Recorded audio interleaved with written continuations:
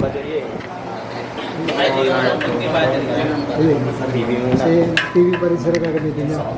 TV pa rin. Sa hardware. Okay. So, hybrid inverter. So, day settings, video din natin mamaya. So, pagbukas muna, then wiring po muna tayo. So, solar, tap ko lang po. So, ito ay dalawang string. Malig sa huli. Ilang panel na nakakonect po?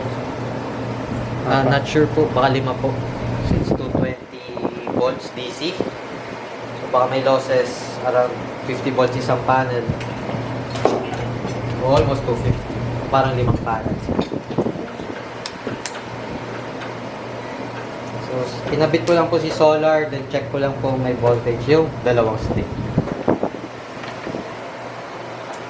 So, 231. Baka umaraw. Second string. So, 229, 230. Ayan.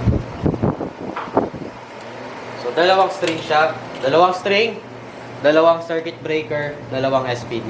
Isang circuit breaker for first string. So, yan. So, lagi po yun na. Nakatanggal yung isa.